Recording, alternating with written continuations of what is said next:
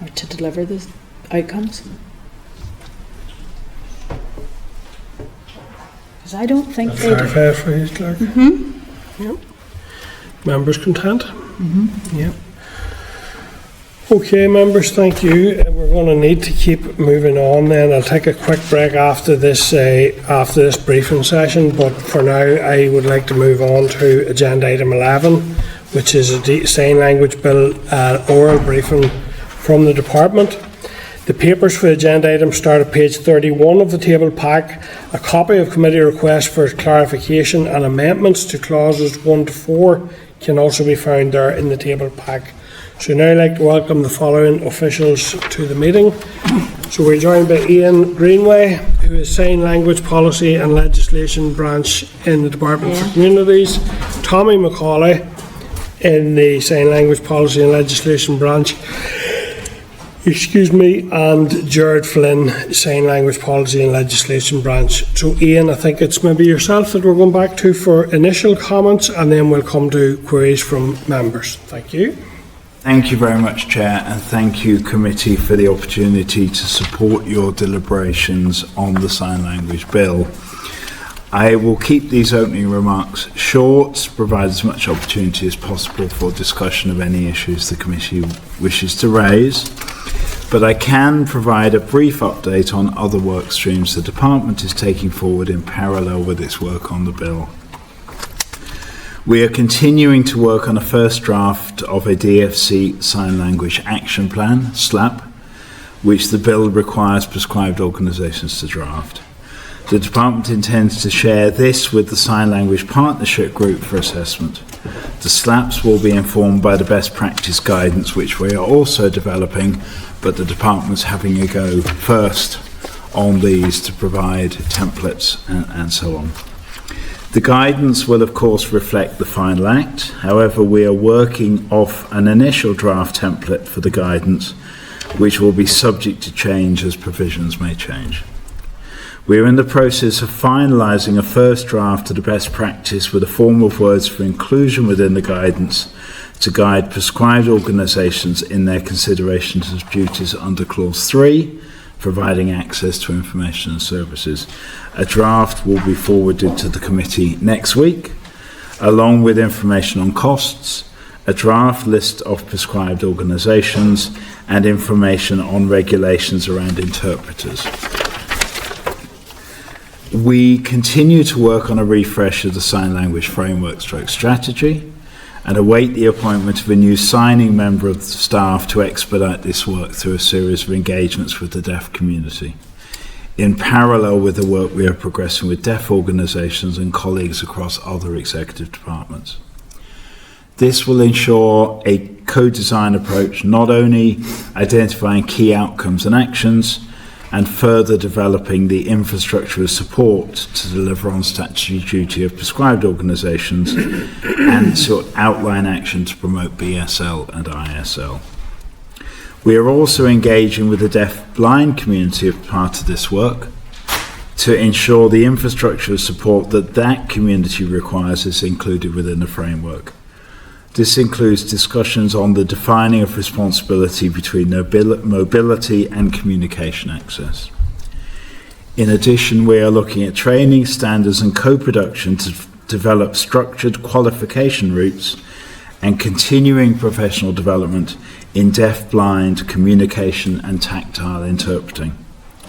Therefore, as you will see, we are engaged in an ambitious body of work to further develop the infrastructure of support necessary to deliver on the intent of this bill.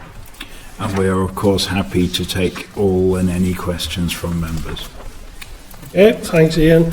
So first of all from me then is, you've indicated already that you're looking at amending some clauses in the bill, including clause 3, brackets 3, age of children, and 4, brackets 5, regarding resolution for adding and removing organisations from the list where you state your content in principle.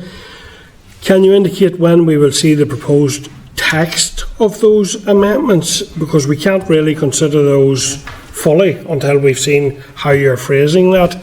We'll need to see that for our informal clause by clause after Christmas recess. And we can't take a position really until we see so when are we going to see these amendments? We need, as you'll appreciate, to work with the legislative drafters, with the Minister, and indeed any amendments will formally be executive amendments, not our Minister's amendments. So I think we're playing in a little bit of drafting and giving you indicative material. We're not in a position, we won't be in a position to give you final material because everything has to take its place. But we would intend to come with, I think we're due before you again on the 11th of December. We would intend to come forward with clarity of position and intent at that stage. On the areas of the bill you've reached, I recognise we're all working in parallel on this. That's very late in the day. Like, I'm really concerned about that, I have to say, because you flagged up from quite a period of time ago that you were content to look at these. It's really disappointing that we don't have the text in front of us to give those full consideration. That's not in my gift, as you'll appreciate, and as I say, to an extent, it's not either in my Minister's gift, because they would be executive amendments, not my Minister's amendments either. So, but this has been well-trodden ground on other bills and committee status, I'm sure. Why would the executive be amending? It's an executive bill. Any material coming to the chamber, it's an executive bill, not a departmental bill. Anything washes through the executive. All bills are executive bills? Unless they're private members' bills. But that has never, so I've engaged in a number of bills in my time in health, and I've never heard this being used as a reason to not bring forward text of amendments. I'm not giving it as an impediment. I'm just saying, but that's my understanding of the position, Gerard. I think in respect to this issue, and particularly within the age, then that has some pertinent issues within the executive, because what we went up to the executive in the first instance was a lower age, so there's cost implications in respect to, if you're looking at putting the age up to 25, that's what we're discussing here. There's cost implications to that. So the executive needs to, we need to go to the executive and say, we went to these originally with a cost of 16. 25 will extend the cost on this, and we need the executive approval to say that for that, because of the cost element.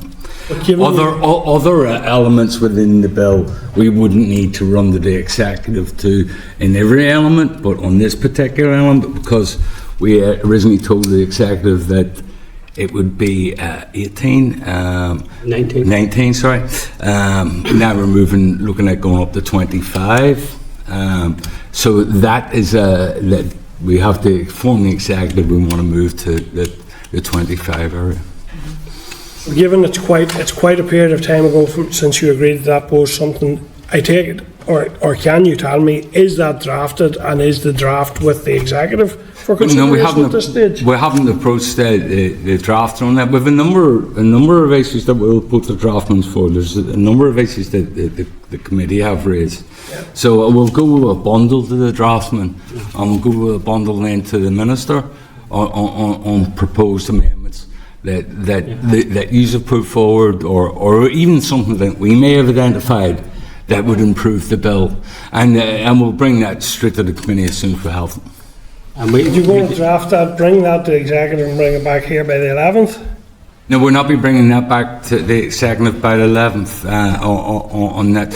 But in the principle of moving to 25, that's agreed. But we won't be able to return that round by the 11th to the executive. But if we're looking at to go into a specific question of 25, we'll have to inform the executive and get their approval on that. I'm using that as an example. You're right, there are a number, and we have a number of concerns with the number, to be honest. They're all the same concern. Kelly? You have lost me completely here as to what the difficulty is on this, because in that, clause 2.3, it talks about here, children or persons under the age of 19, which we're hoping they'll go up to 25. But in just above that, so without prejudice, the Department of Communities through making or entering into arrangements for assuring the availability of classes. And then it goes on to say in 2B, for deaf children and their close families, guardians and carers. So putting up to 25 has no difference on this. Well, it means that if someone was 19 and they could continue up to the age of 25. They can be close families, guardians and carers. That's any age. So I think, I'll come back to specific in a minute if I may, Kelly, but to take the chair's point, the drafting, if there was agreement to change that to 25 or indeed any other number, there isn't a drafting challenge in that particular point. It doesn't affect the drafting in the way there's cross-references between clauses in the bill, etc. That one is pretty clear. Our estimate is that increasing that from 19 to 25 will add £250,000 a year to the cost of sign classes, to the Exchequer if they're free classes. No, to who? The communities? Because it's not other departments. The children, their close families, guardians and carers will be for all children under 25 years old. So there's another 6 years of people, so to speak, who will fall into that category for the definition of this element of the bill. I'm sorry, I don't understand where this nonsense is coming from, because it says very clearly in 2.2b that the classes will be provided for deaf children and their close families, guardians and carers. Yes. And then it defines deaf children. You're saying that's only for under 25-year-olds? No, so it's saying, with respect, I don't think we're trying to give you nonsense. I'm certainly not trying to give you nonsense. It says who can access these classes in this particular subclause. And it says they are for the person themselves and people connected with that person. And then it defines the person, the key individual who is the key to the access for all those supporting people, to be in the current draft, under 19 years of age. So if I'm 23 and I'm deaf, my parents, close family, guardians and carers cannot access. If we increase that to 25 and I'm still 23, my close family, guardian and carers, so there is additional people who can access the classes. If the presumption is they are to be free at the point of use, that is additional cost to the public purse. And Gerard is right that then, because it has a financial implication, will have to be washed through various parts of government. It's a change to the original policy intent that was cleared by the executive. It only says here the department. Yeah, the department. Yeah, the department is leading on the legislation, but it is in essence cost cutting because it affects all departments. And you'll find also within departments such as health and social care, education, that, for example, Sure Start is an early years intervention. There may have ramifications there with regards to costs. So it is prudent upon us to bring it back before Minister and seek executive approval to the change in policy intent. If all of these stages had to be added in, and I've never heard tell of this before, if all of these had to be added in and you were aware of that, why have you not that completed and have it in front? Because this committee can only consider what we have in front of it, not general discussions around principle. Bearing in mind, you've also said that you were minded to look at the 4(5) regarding resolution for adding and removing organisations from the list. Can I clarify if that one is going to the department or if that one is drafted, that potential amendment? As Tommy said, that we have not gone to the draftsman. We would intend to go to the draftsman with a bundle of material, and we are to an extent working in parallel here. You are working your way through. You have not yet got to your formal clause by clause. We have not yet formally had the committee's position on various matters. We are engaged in a dialogue where we're exploring a whole series of issues.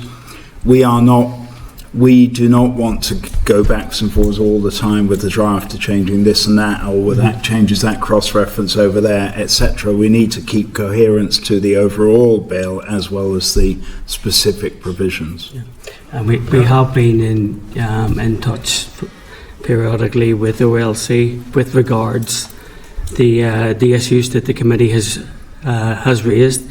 Our view was that during or close to the end of deliberations, there would be a list of potential amendments that could be dealt with in one go, rather than the piecemeal of us every time we attend the committee taking away a potential amendment. And so we were seeking to facilitate early response by yourselves by feeding them through as quickly as they were available, and you were watching our committee sessions in live session. I'm sure I'm picking up on them as well. So are you now seriously telling us that you've done nothing because you weren't expecting them to come in this way? You weren't expecting to get them early, so you decided to wait later? No, we haven't said we're doing nothing, Chair, sorry. We are keeping in touch, and Tommy and Gerard are in regular contact with OLC, for instance. We are keeping Minister advised of the deliberations. We are preparing the ground, but we have not gone to the draftsman and said, start your track changes to this bill, Mr. Draftsman. How are we to consider a draft that we can't see? How are we meant to make a judgment on that? But we are gaining sight of where your deliberations are coming from, and many of these things, as in any bill, interact with each other. So until you've finished at least your first run through your provisions, and I think at the moment you're at clause 4, it's hard to see, because the whole thing, it is a bill in its entirety. It's not a series of clauses that are that are separate to each other. An amendment to one area in this bill could have effect in other areas, and it could have effect in the delivery of this bill. I think it's important to say to the committee, we've structured this bill to deal with mistakes that have been made in other jurisdictions when these bills are made.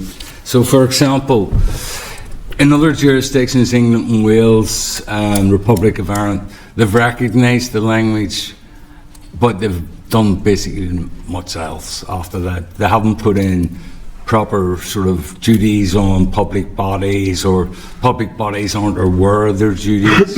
There's also a major capacity issue in Northern Ireland in relation to interpreters. So the bill is structured in a way to deal with these factors. First of all, we recognise the language. Second of all, we put the duties on public bodies.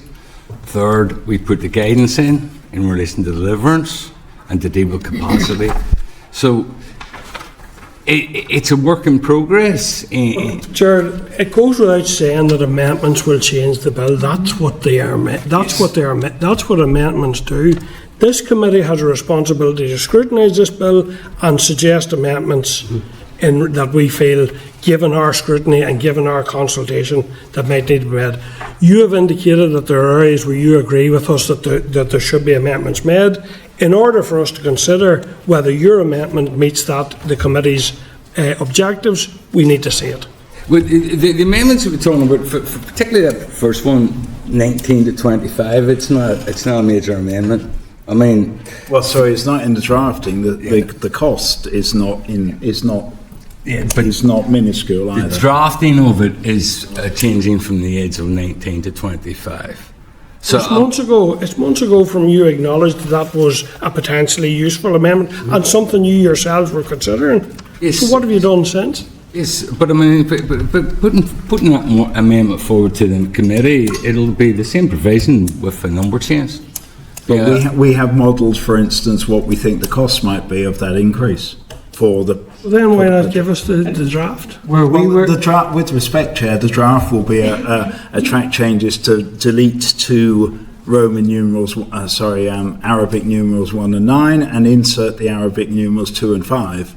I think the draft is perhaps the least of any of our concerns on that particular. I disagree. Example. I disagree. The draft, what's on the paper, matters with legislation. I don't think we can take it for granted that it'll be okay on the night, to be quite honest. Okay, and that I accept your comment. At the moment, we have been very clear that we say that we're sympathetic to certain changes, or we understand the logic and rationale. We're minded to support certain changes because the whole thing stands as an entirety, we have never been in a position to say absolutely we agree and this will happen or that will happen, or indeed this will not happen or that will not happen. Committee will come back to that.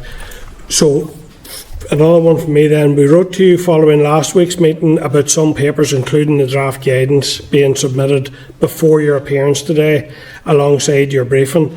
I appreciate you indicated 4 to 6 weeks for these at your last appearance. So that will be, next week will be week 6. Can you confirm those will be submitted to us by next week, which is week 6? Yes, we have. Yes, and we are finding the whole process slightly challenging, I must admit, because we are finding 2 or 3 or 4 letters before our process, and I accept some of this is our departmental process, before any letter comes out. So we're getting repeat requests for things that are all in the process within the department as well. I know there's been discussions with the clerk, between clerk and Dalo, just how to streamline that process to make it as effective as possible. But we will have the guidance by next week. We will be providing the guidance. I can't speak entirely for the process it will need to go through and clearances in the department, but that is our firm intention. The best practice is the priority, the first start in the phase of developing the guidance. Now, the committee will be aware the final guidance will be upon enactment, when we can guide on what's actually in the Act. So we are in the process and have been of commissioning the first draft from the British Deaf Association. We've received that, we've circulated that around the other deaf organisations on the Sign Language Partnership Group. We are in the process of collating and embedding their responses. What we will and can send to the committee is the BDA's first draft cut of best practice and some text around our thoughts, what will be in the guidance for particularly around accessibility, the information and services. The guidance itself is a master copy template, which, as you'll appreciate, will evolve and be added to as time progresses. Okay, I'm going to come to a final check with members in a minute, but another one that I want to clarify is in relation to Clause 8, regulations under Clause 7. Will they be made under the draft affirmative procedure? Now, I know affirmative and draft affirmative has been used interchangeably in correspondence in relation to this. So can you give us an absolute confirmation that that they will be by draft affirmative as the committee has expressed? Is this the regulations made under 7? Yeah. As in quarterly 8? Yes. It sets out the procedure for making those regulations. If the committee is not happy with that procedure, they can let us know, but it is affirmative procedure. Draft affirmative procedure? I mean, it's procedure for making regulations. Before laying draft regulations under the chapter terms, committee must consult. Regulations on this chapter must be made unless a draft of them has been laid before and approved by a resolution of the Assembly. What's that, clerk? Sorry. At 8.3, it just doesn't cite the procedure. So committee is asking for clarification that it would be. I'll take that back to the OLC and we'll look at the way it's drafted. But I can say quite clearly the committee, the intention is that it's through the affirmative procedure. If that isn't sufficiently covering that, then we'll look at it. Okay, so Kathy, were you looking in on any of that? Yeah, it's just clarification on the guidelines. When will we see the draft guidelines? The best practice with some text around Clause 3 by next week. Okay. You'll see there the best practice must be in guidance. So we have the initial cut that we've circulated around deaf organisations of best practice. That will be evolving when we add in the additional comments and amendments from other deaf organisations. We'll then share it with departments. Okay, but and the final version of that will be embedded in the final version of the guidance upon enactment. If you could bring the committee's attention, the best practice guidance and clause 6 is basically what has to go into the guidance. So clause 6 stipulates what has to go into the guidance. And until we've got this bill made and Royal Assent is made, we can't actually complete the guidance until those conditions are agreed in relation to what actually has to be in the guidance. But you can still have a draft of it. So we can work on a draft, but I mean, that isn't a draft in the relations of circumstances that haven't been finalised.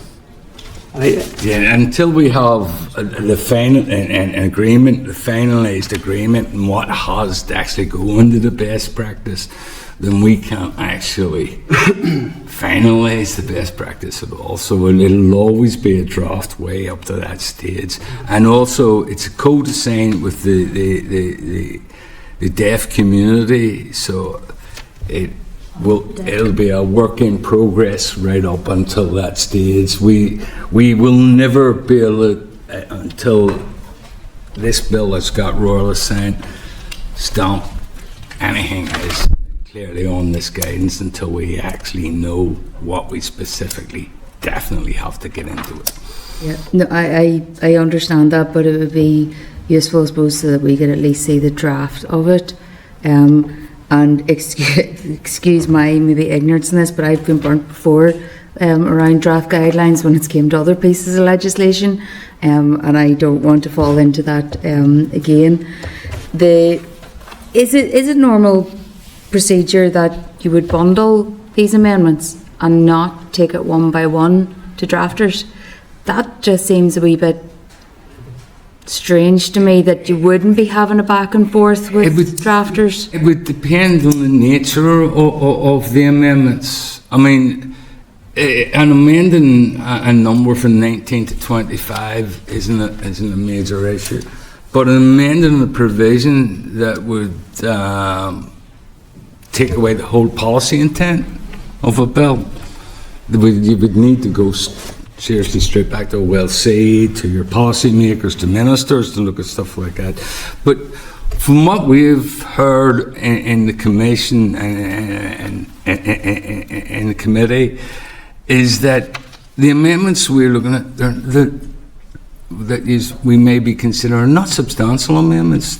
I understand why then we are confused as to why there couldn't be this back and forth with drafters so that we can see it if they're not substantial. We will commit to take away.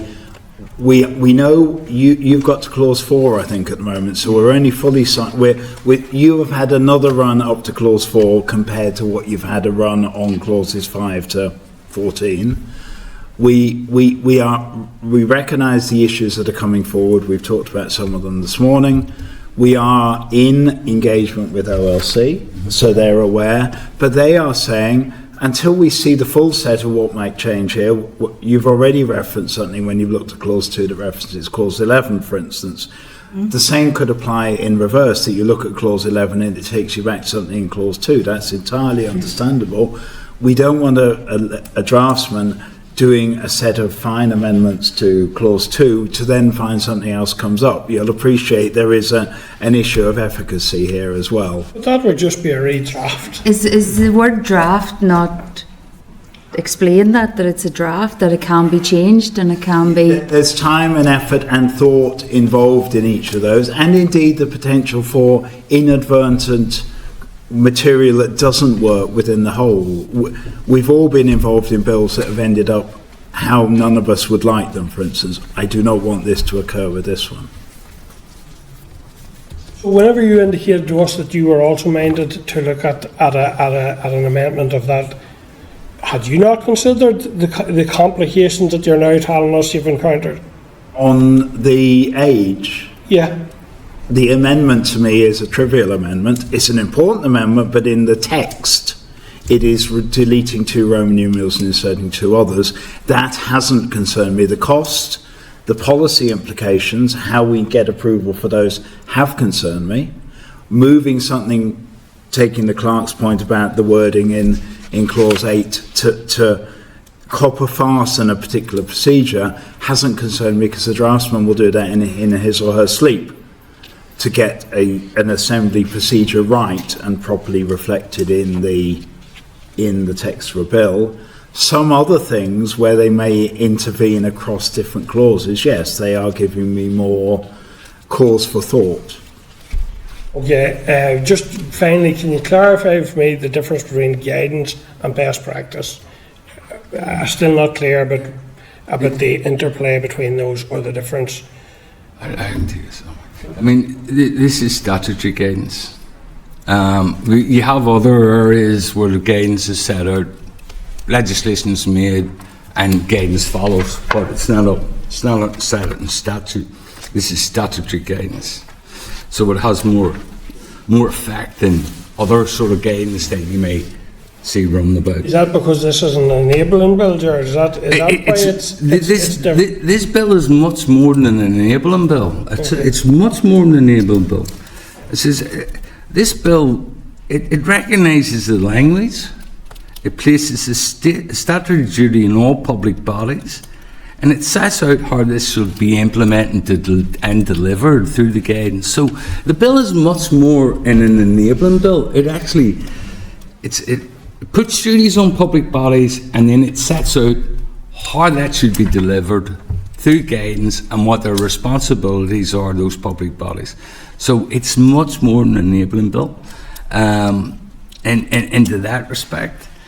What's the best practice bit do other that the guidance doesn't do? Well, the best practice, when you're looking at guidance, so the first thing we then do is go to the deaf community and say, what's your best practice to deal with the deaf community? We need to hear from the deaf community how they want to interact and how they feel the best way to interact with public services. So the best practice comes from BDA and how to interact, communicate with the deaf people.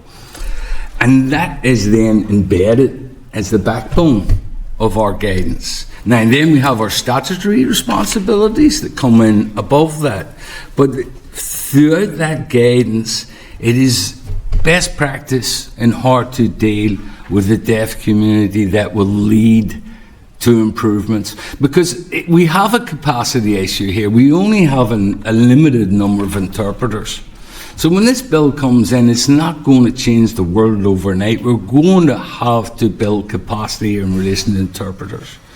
And the best way to do that is to have more interpreters trained and into the system, and also best practice through the guidance, so that we're using our resources properly, that we're delivering messages out to the deaf community in the best way we can. I got that, Gerard. So, I'm going to have to move on. I'm going to have to move on here. I just wanted to clarify, Chair. Clause 5 requires guidance, statutory guidance.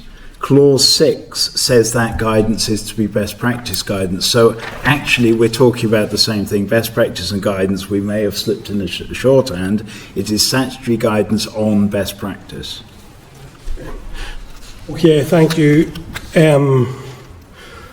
Okay, well listen, thank you for your... Andy, go ahead. So Andy, then Kelly. Go ahead, Thanks, Andy. Chair, and Kelly can keep me right on this one, because we were committee colleagues during the gambling bill, for example, but just when we were running through the gambling bill, the committee would have fed back our considerations, deliberations, and then officials would have come back and clearly said, yes, ministers agreed that we will take forward this amendment. Now, at that point, we may not have always seen the draft amendment, and we accept that there's a difference of opinion there, but has the Minister agreed to take forward all of the amendments that the committee is requesting so far? We haven't yet seen, there's been a lot of engagement and discussion. I would not be able to hand on heart say I've seen a definitive list of precisely the amendments the committee is thinking of. Some of those you may have shared in these sessions, some you may still be thinking of. If the committee felt able to share, for the avoidance of doubt, a definitive list, Andy, we can say and make sure and advise you fully as to which the Minister has been fully engaged with, which we've mentioned to Minister, which we have not yet taken to Minister. Iain. And we have supplied you with the definitive list from clauses 1 to 4, and you come back today to say that you've no response, no definitive response. Well, we've given that's you... what we've given you on clause 1 to 4. Because of the extent of the bill and the time pressures, we've been providing them We've come back with a 10-page letter that issued to the committee. But no draft yesterday. amendment. It came to the committee from the Dalo yesterday. Do they have that in their pack? That is our point-by-point response on everything that you raised in that piece of correspondence.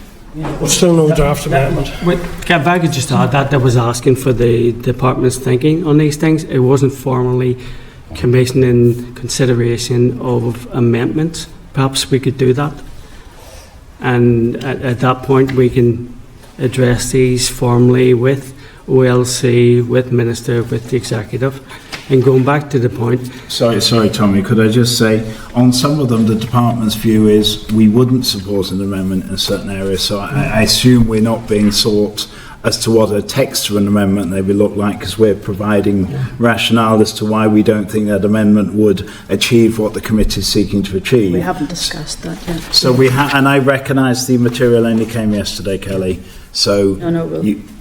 And we know the committee's thinking, but we haven't yet been formally commissioned with your list of amendments that you would like to see added, or at least considered by Minister Executive and OLC. In relation to age, we have indicated that clearly in relation to the groups being added on and that.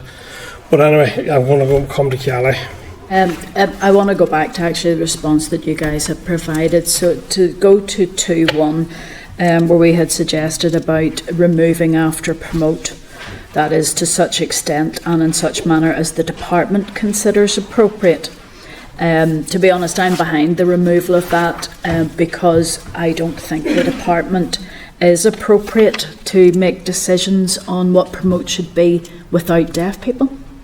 So if that was amended, I know you've said you're not going to do the amendment to remove that, but if you were to update that to say that the department must, along with the deaf community or advice from the deaf community, promote, then that might be different. But I'm sorry guys, I don't think that the civil service as a government department should be taking or making that decision. When I've asked people from the deaf community about what promote means, it's TV, it's things in cinemas, it's billboards, it's how you promote it.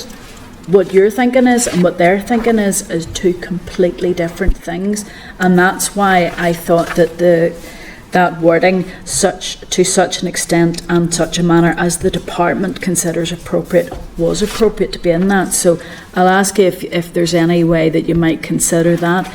The other thing I wanted to ask you about was the term promote, and like the Deputy Chair, I have been burned on departments saying promote and not defining what that means, and it leaves people very disappointed afterwards, because unless it's spelled out, as the Chair has said, in writing, in a bill, you may as well not have it.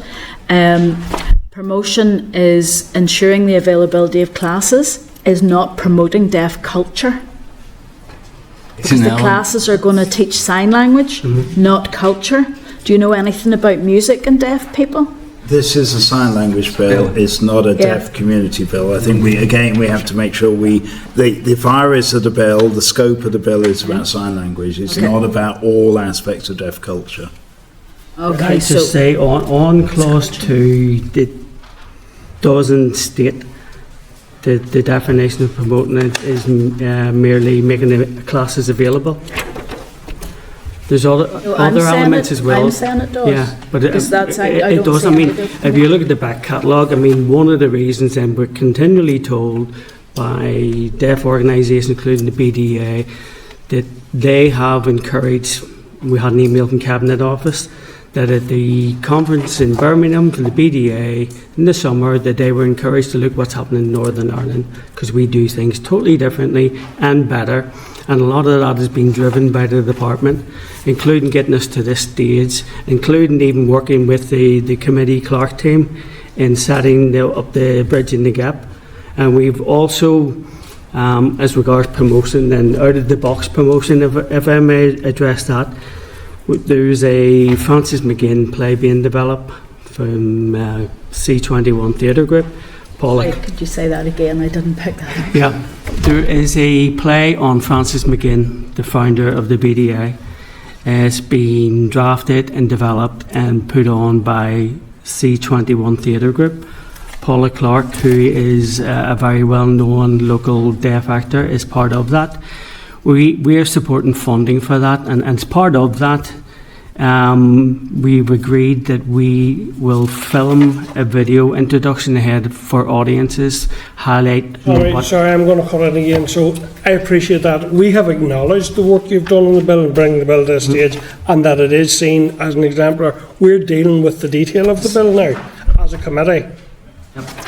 And that's the detail that we're trying to drill We're saying it doesn't stipulate it's just classes, and we're aware of that. But again, as we've referenced there, perhaps if that is an amendment that you're seeking, add that to the list and write formally commission. It's the definition of promote, because as you can appreciate, the deaf community, and they say it time and time again, written English is not their first language. So unless it's clearly spelled out, whether it's in the AFM or on the bill, I prefer it to be on the bill, what the definition of promotion is, because I think that we are leading people up a garden path here in an expectation that's not going to be delivered. We haven't heard that as directly in our multitudinous engagement with the deaf community, but I absolutely accept that you're hearing that. I have to say that where the deaf community is mentioned, and it reads across to clause 11 that you've responded to, I'm sorry, I don't agree with it. And the reason why I don't agree with it is because while this is the sign language bill, the opportunity to relate to decrease social isolation for older people living in nursing homes or home alone that have lost their hearing through age, illness, whatever that may be. If we're not including them in the deaf community, then we're not going to do anything to take that out of a problem that has already started to become really massive for Northern Ireland. So when there's a lot of work being done for children, it's my concern is that 11 is not wide enough. Is there any way that could be extended so that the deaf community, for the purposes of the sign language bill, will include people who need to learn sign language, not use it, but need to learn sign language in order to have an effective, inclusive part of life here, because they've lost their hearing. So can I just go back to your previous point, if I may, Chair? The department hasn't said yes or no to any, we've debated, we have not said yes to any amendment, neither have we said no to any proposed amendment. We have given a view. I won't open back up the point. Ultimately, any amendment is in the gift of the members voting in the chamber, not any, but not the department. On the definition of the deaf community, I would stress again, this is a sign language bill. It's not about deaf culture more generally, although there's a Venn diagram where those things overlap. Extension of the definition of the deaf community in clause 11 is a fundamental policy matter. That certainly would need to wash through the executive. I couldn't make that decision. I don't think my minister can make that decision. And it would have profound impacts on the scale of supply infrastructure that's required, on costs, etc., etc. It may look like a small number of words adding a sub clause to a bill. It would have a profound impact. Also to make you aware, a judicial review based on age discrimination. So let's just keep that in mind as well, because if you're going to discriminate and say that a 60-year-old person that doesn't have a child is not allowed to go to these classes because they don't have the connection, as is mentioned in section 2, clause 2, then I think, to be honest, there will be people looking at it and going, hold on a minute, guys, you've written a bill that's only going to be for families that have a child that's deaf. What about somebody who becomes deaf? You're suggesting that there's an element of discrimination within and that would be on age? It would be on the fact that the definition that's used here of the deaf community is only on people that exist, currently use sign language. Well, the definition is actually the people who use sign language as their first language.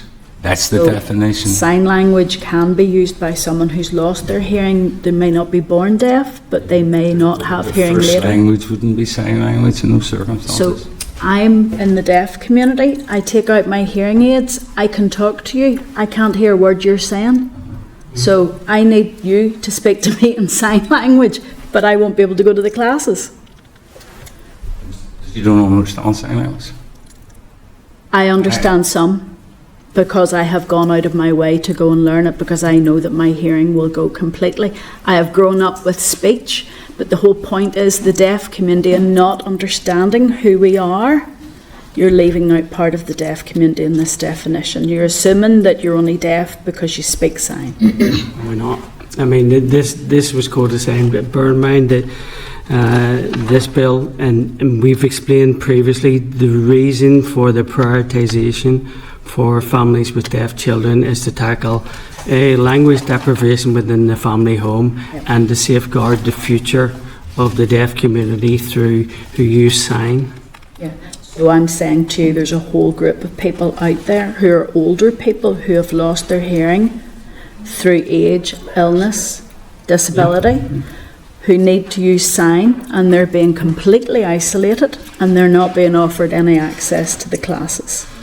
That doesn't mean, our view would be that doesn't necessarily have to be dealt with through primary legislation.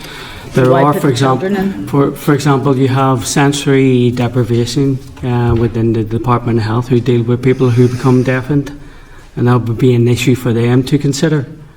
That if you become deafened, in fact, This is the sign language bill, and Yes. it says here that you've said that on that, the last one I was just talking to you about, that as the department considers appropriate, that must stay in, or it should stay in. This is the problem that I have, because the Department of Health don't have to take anything out of this bill.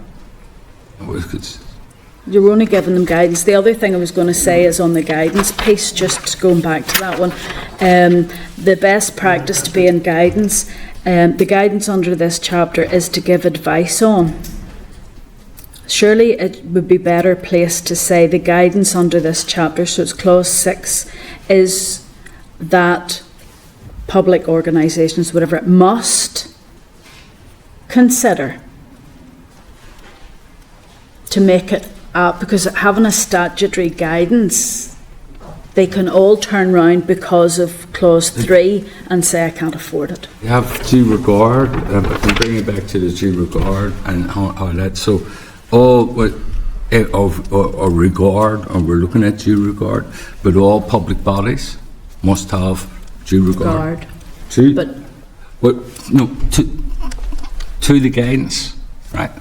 If they ignore it, they've broke their statutory responsibilities. But they've got the get out of jail clause on clause 3b, where it says nothing in this section implies that a prescribed organisation are prevented from taking into account matters of affordability to them. No, that's not a get out of jail clause. I mean, if the guidance, you have to follow the guidance. So if you haven't done a slap, you haven't looked at practicability, reasonability, affordability, you haven't done all of those, then you haven't followed your statutory obligations. At the end of a budget, you can turn around and go, that's all well and good, but we can't afford it. If you can justify that decision, having gone through the reasonable, practical and affordable, yes, of course, because there will be instances where a request is just unaffordable. Yeah. And we have to be pragmatic. We can't make legislation where we leave affordability out of legislation. We have to be pragmatic. If anybody else comes to this building and can't get into it because they're a wheelchair user, a ramp is put in, so not providing translation. Disability legislation. And so that's what I was going to say. Actually, there's no consequential amendments have been mentioned here at all. No, because this bill has nothing to do with disability. There's no mention of disability or impairment in this bill. You got to remember this bill is a cultural and language bill. And actually to bring the elements of disability into this bill undermines the bill. Because we're talking about a deaf community here who are using sign language. Elements of disability impairment. So when you say that affordability, so somebody who's deaf who wants to go in and have a baby in a hospital, and the trust turns around and says, well, we've done our slap, we've got it all there, but we can't afford this. No, it's a can I just at that point there is a contract in place already from Health and Social Care Trust. The Regional Communication Support Service provides for that.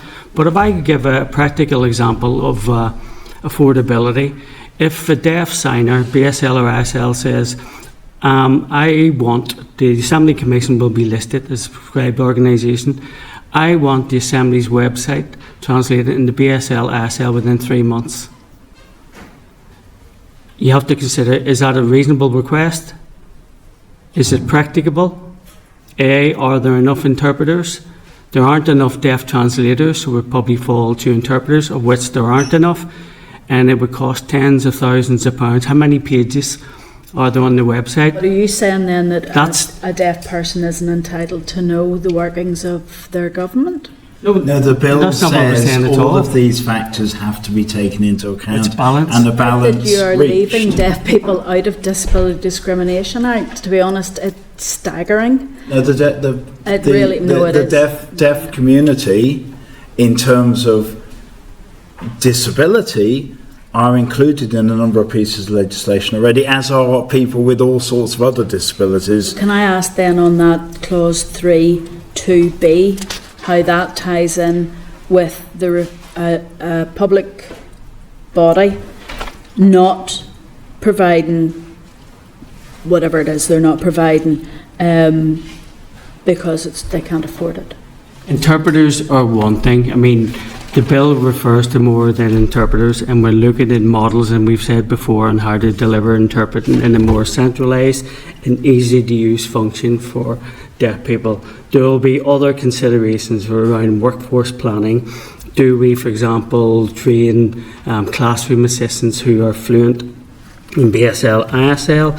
Is it practicable at the minute? No, it may take time. That's why, and you'll see in the form of words we're given, that full documentation must be kept by prescribed organisations if they're refusing a request that is reasonable for access.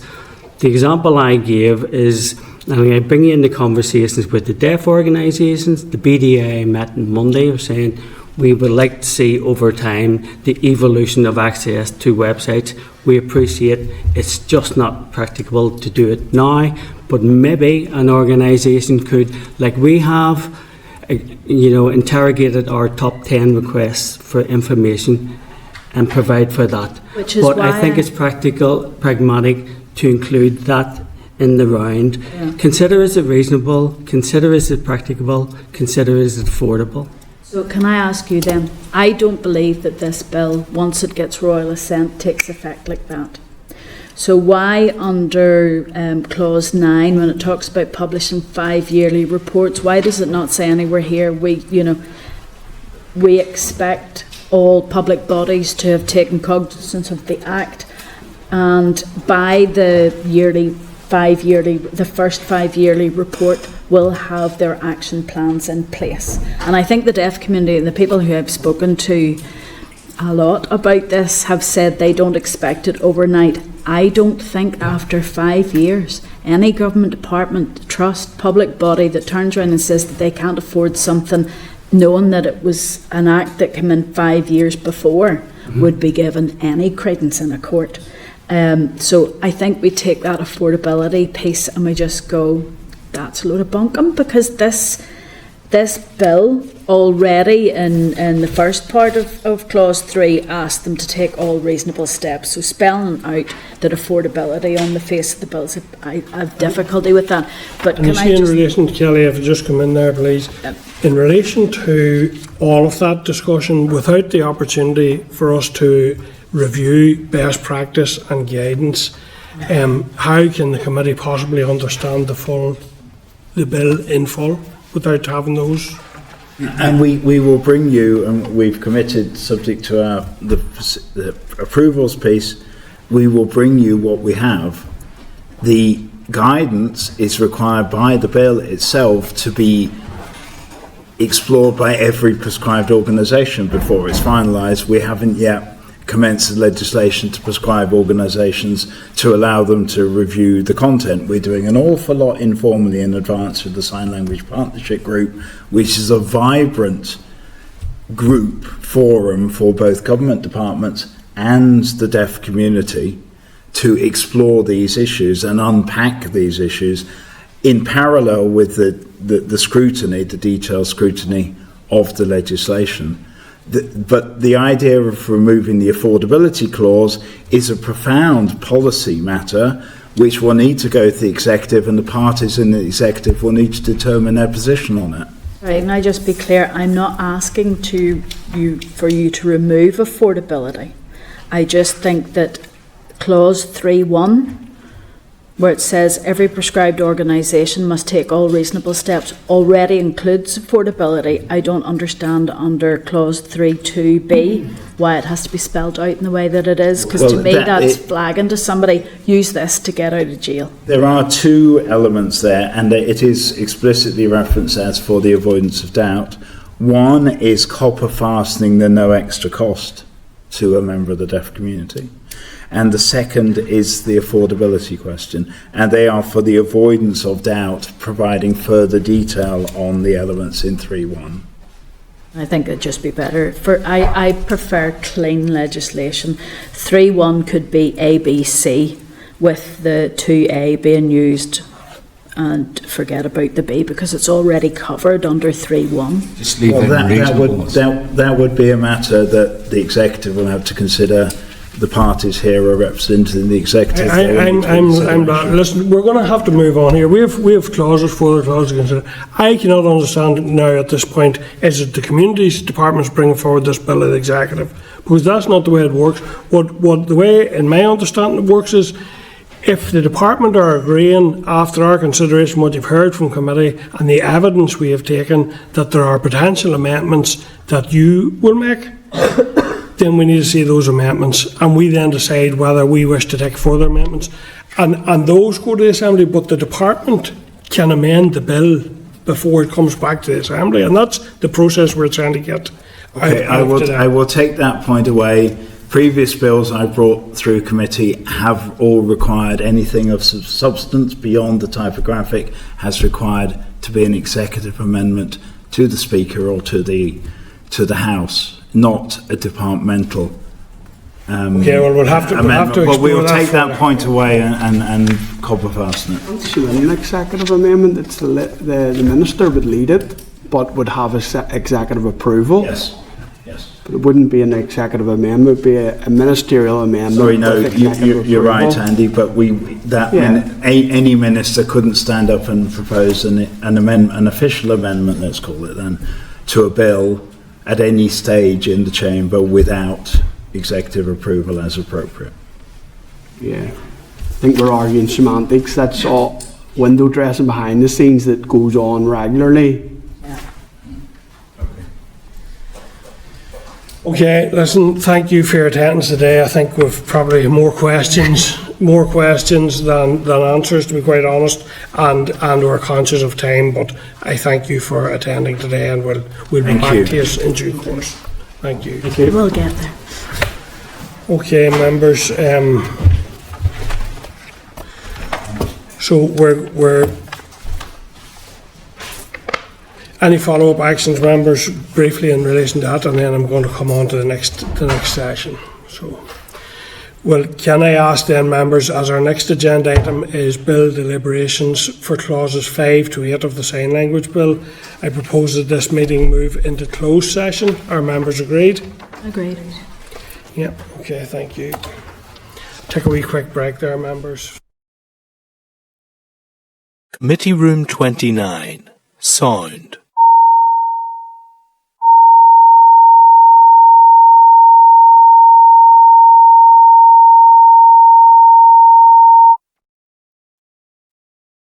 Committee Room 29. Sound.